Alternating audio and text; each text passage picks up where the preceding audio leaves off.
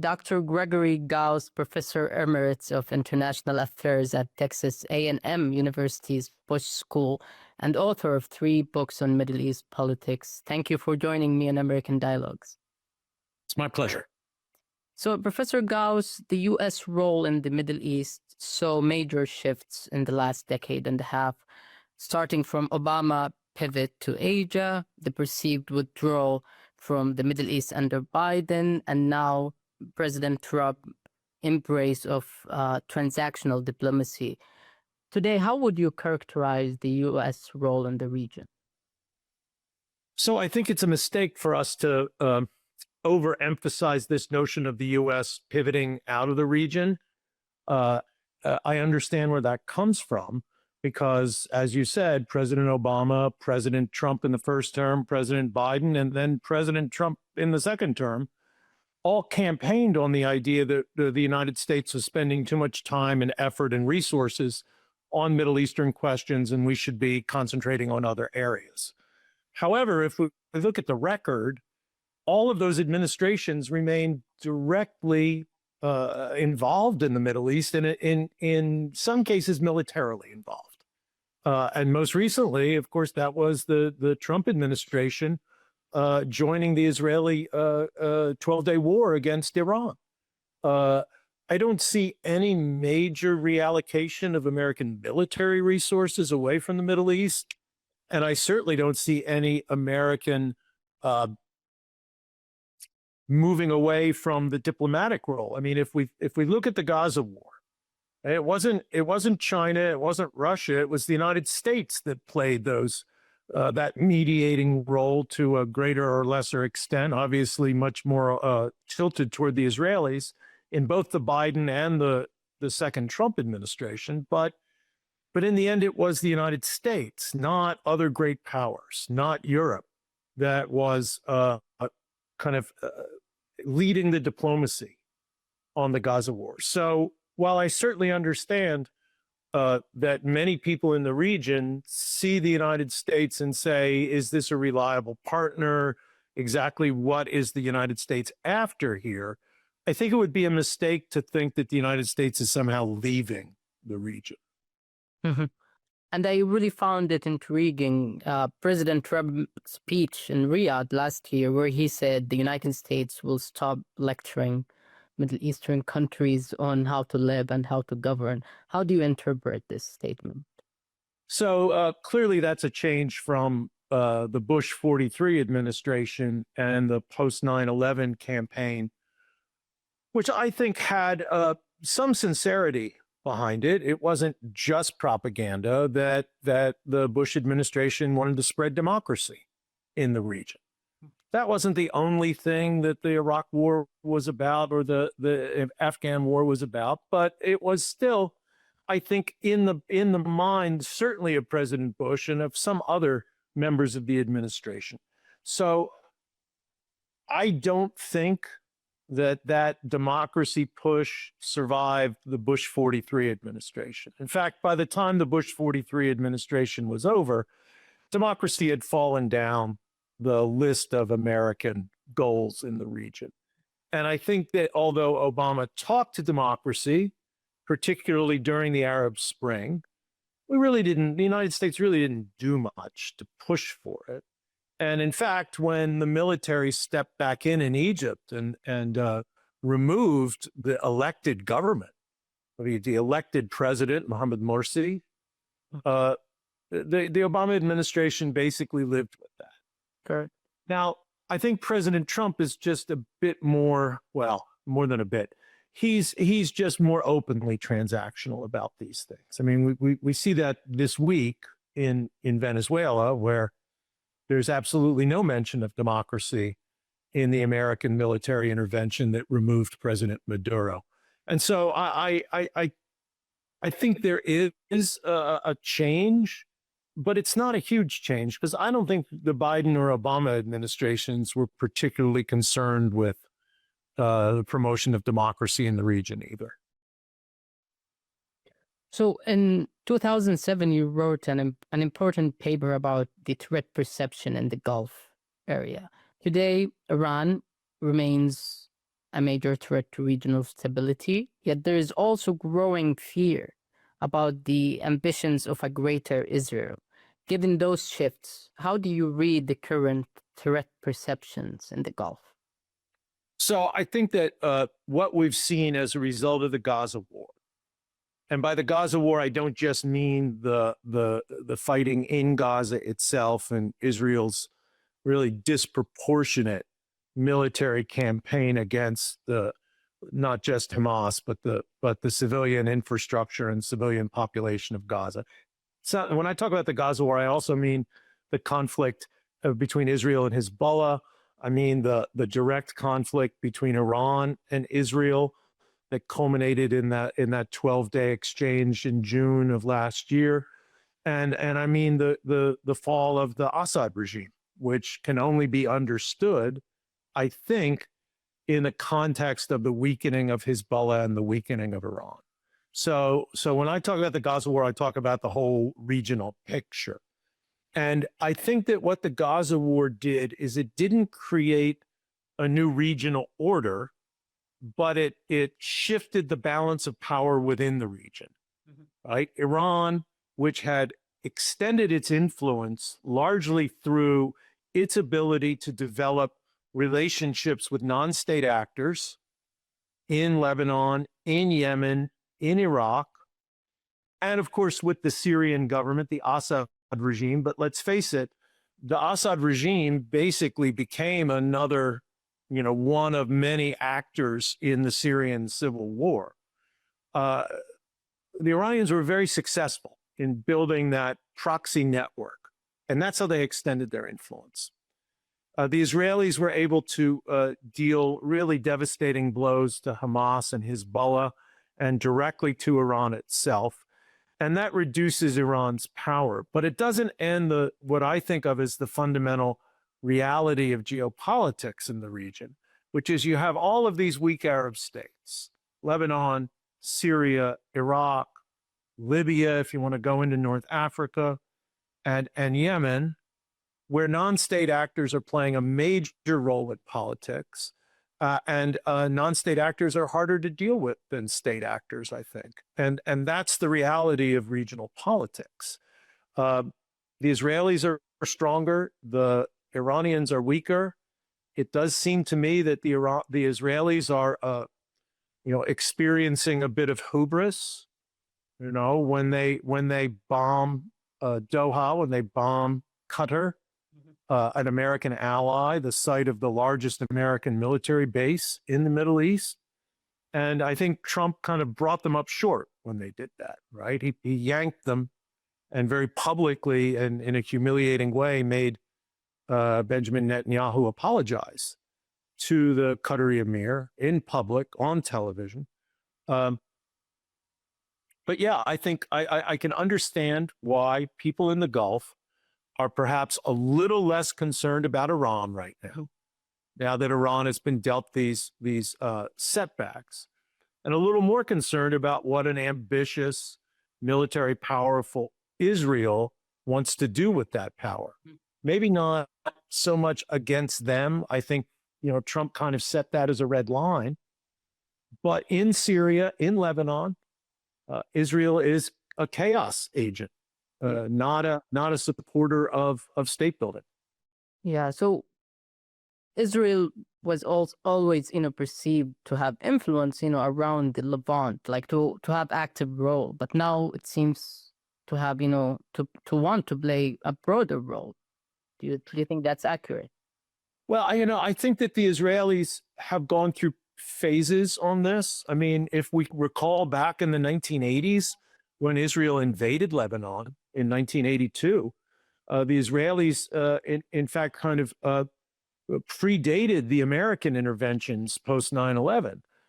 They thought that they could reshape Lebanese politics with their local Lebanese allies, the Kataib, the Phalangist Party, what were renamed the Lebanese Forces by Bashir Gemayel. They thought they could reshape Lebanese politics, and they failed. And it was costly, both in terms of manpower and reputation and money. And I think that the Israelis for a while kind of stayed out of the domestic politics of the Levant. Not so much Palestinian politics, but they kind of stayed out of Lebanese politics, Syrian politics. Now it seems like they're more confident, and they're playing not so much trying to reshape the politics of Syria or Lebanon, but trying to prevent the reshaping of those politics. They seem to be comfortable with the idea that Syria is going to be a weak and fragmented state without a strong central government, which runs exactly against, I think, the interests of the Gulf states and the stated interests of the United States right now. So that's a very interesting turn in Israeli politics. Right. So how should a country like Saudi Arabia, a major regional player, should respond to that? I know the Saudi Foreign Minister, Prince Faisal bin Farhan, is in DC today. Also, his deputy is in Sudan. There's lots of movement, and you are a frequent visitor to Riyadh. So if you can talk more about what Saudi Arabia could do in response to this Israeli behavior. I think that Saudi Arabia, certainly in the last 5 years or so, has really emphasized regional stability as the necessary background for its economic transformation in Vision 2030, right? It needs foreign investment. It wants tourism. It wants to become a node in a globalized world economy. And for that it needs, if not peace, it needs a stable region. Mm-hmm. And so we see it basically reaching a kind of uneasy rapprochement with Iran. I think that Riyadh still sees Iran as a difficult actor, but restored diplomatic relations and is trying to stay out of the crossfire between Israel and Iran and the United States and Iran. And it has, emphasized stability in Yemen. And we see the current actions in Yemen, and I think they could be understood as trying to prevent a disruption of an uneasy status quo in Yemen. Vis-a-vis Israel, of course, the Saudis don't have a military option the way they do in Yemen. But I think that the key for the Saudis in dealing with the Israelis is, number one, having the Israelis have a realistic notion of the Saudi role in the region. And I think since October 7th and the beginning of the Gaza war, Riyadh has been very clear that they can't normalize relations with Israel without a clear and defined path toward Palestinian statehood. That's the stated position, and I think that's the real position. The other thing I think that Saudi Arabia can do is play on its very good relations with the Trump administration, to let the Trump administration know how they see Israel's role as working against regional stability, which is a necessary element of good business relations. Everything about the Trump administration, I think, is about commerce and business and economics. That's their number one goal. We see that in the public statements about why they went into Venezuela. And I think we saw that during President Trump's visit to the Gulf back in May of last year. And we saw it during Crown Prince Mohammed bin Salman's visit to Washington in November of last year. AI, investment, those were the top issues on the agenda. And I think that Riyadh is probably going to the Trump administration now and saying, you have to talk to the Israelis because you're the only people who can restrain the Israelis. But their behavior so far right now in the region is making it difficult to do business. Mm-hmm. So, I follow social media daily, and across Arab social media, I see a growing anxiety about state fragmentation in Somalia, in Yemen, in Sudan. Some connect this in social media to an Israeli desire for fragmentation and state erosion. What do you think? I don't think the Israelis have much to say with what goes on in Sudan or Somalia. But they certainly have much more to say about what goes on in Lebanon and Syria and in Palestine itself, obviously. And it does seem like the approach of the Israelis, without exaggerating their impact, is to encourage fragmentation. But this is not a new phenomenon.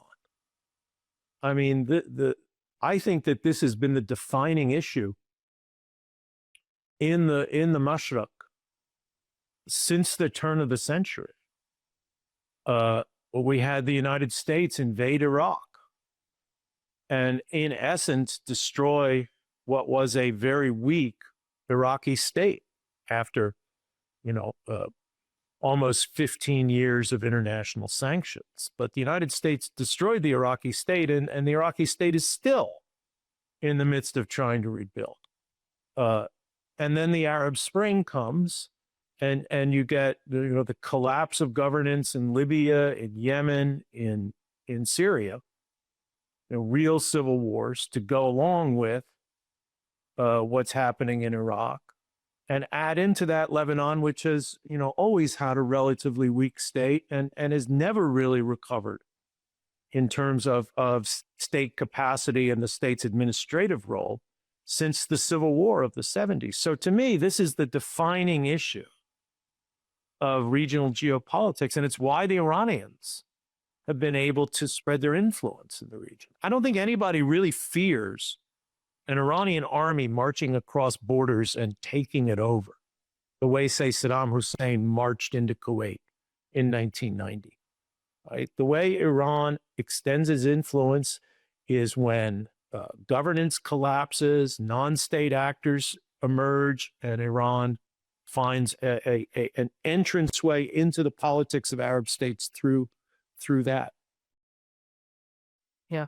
So on Iran, after the U.S. arrest of Maduro, Senator Lindsey Graham appeared alongside Trump on Air Force One and hinted that Iran could be next. Do you believe, or do you think Trump would pursue a regime change in Iran before leaving office? Well, not in the way they did it in Venezuela. I mean, it's dramatic. It's dramatic, but it also, it could not have happened without deep penetration of the Venezuelan elite.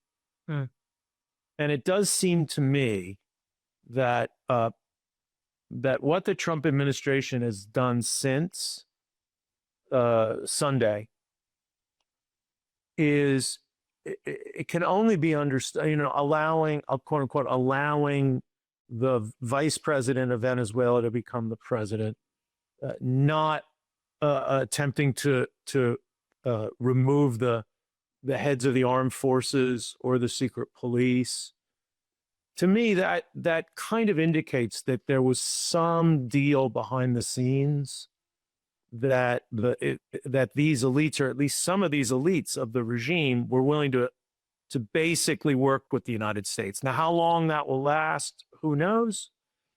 But I don't think the United States has that ability to penetrate the Iranian elite. I just don't see that. And so, look, regime change has been the dream of American policy toward Iran for most of the last 45 years. It's only occasionally, as in the Obama administration, that an American administration has evidenced a real willingness to work with the Iranian regime through diplomatic channels. In the first Trump administration, the policy of maximum pressure, in my reading, was basically about regime change, trying to bring down the regime through economic levers. And it failed, just as basically every regime change plan geared toward Iran has failed. And so, to me, if the Trump administration thinks that they can engage in regime change in Iran, that they have drastically misread their ability to affect events in the Middle East. Mhm. So after, the fall of al-Assad and the rise of Ahmed al-Sharaa, it's perceived, the Iran axis of resistance, the so-called axis of resistance, as weakened than before. Do you feel Iran, or should Iran feel encircled at this moment, or how do you assess, their threat perception currently? I think the Iranian elites are much more worried about what's happening internally than they are what's happening externally right now. And because they tend to be paranoid, I'm sure they're seeing a foreign hand in these domestic disturbances that are occurring in Iran right now. But if you look objectively at their surroundings, you look at the Iraqi election of November of last year, the pro-Iranian forces did very well. Iran's influence in what will undoubtedly be another long, drawn-out process of government formation in Iraq, the Iranian role is going to be extremely important. So I think Iran, in many ways, Iraq is Iran's most important neighbor, because it's the place from which Iran had to deal with, an 8-year war back in the 1980s.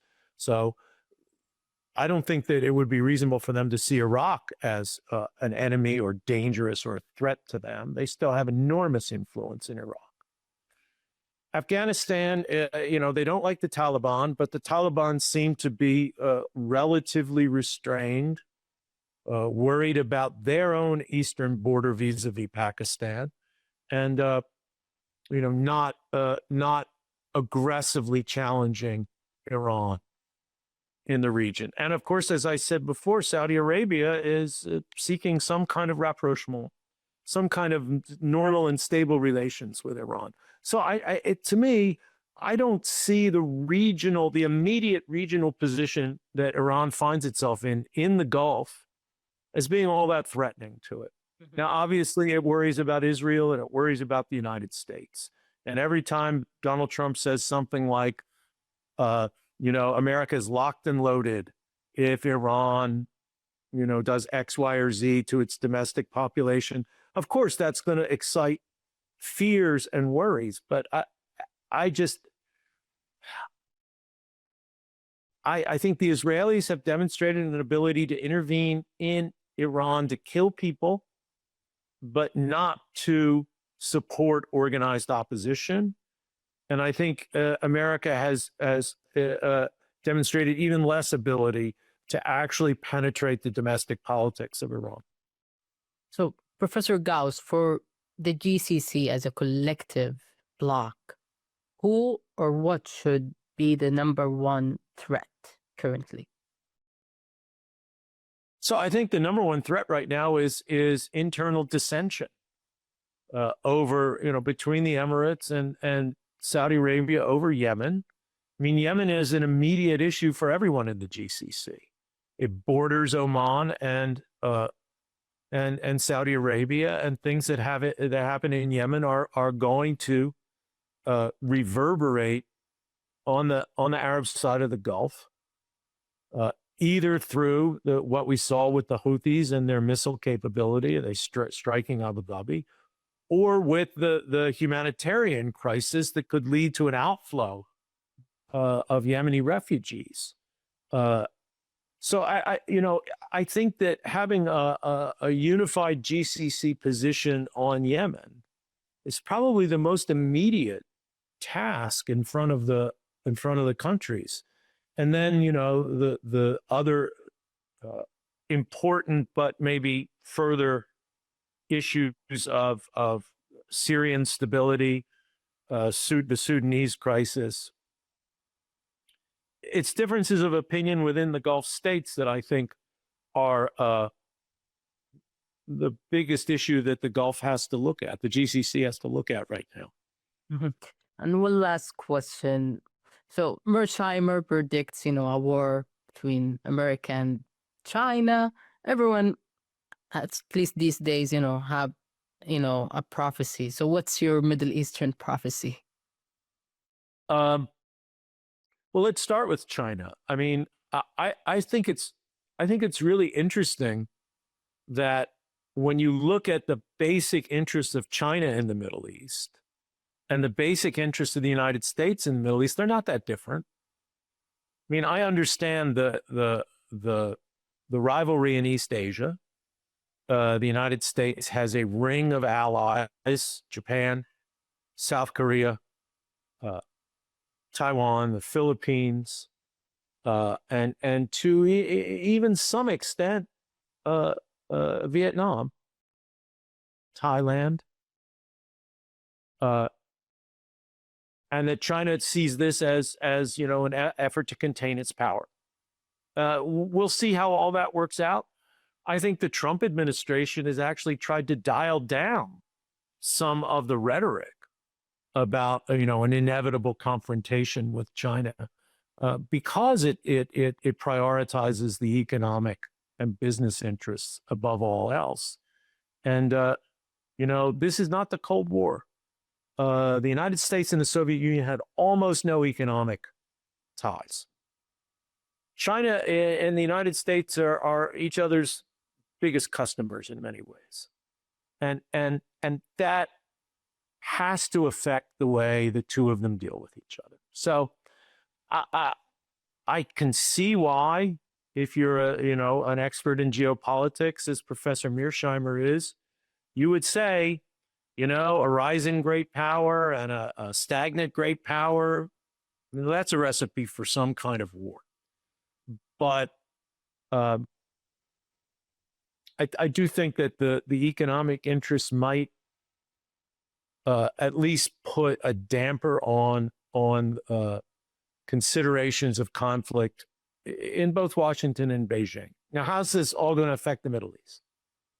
I think that China remains basically an economic actor, not a political actor in the region. And we saw this in the Gaza war. If Iran thought China was going to be its great power ally in the face of Israeli and American hostility, Chinese weren't there when Iran was attacked. I do think that the Chinese are still much more an economic actor than a geopolitical actor in the region. We'll see how long that lasts, but I think that's the reality. Well, Gregory Gauss, Professor Emeritus of International Affairs, thank you so much for your time. It was my pleasure.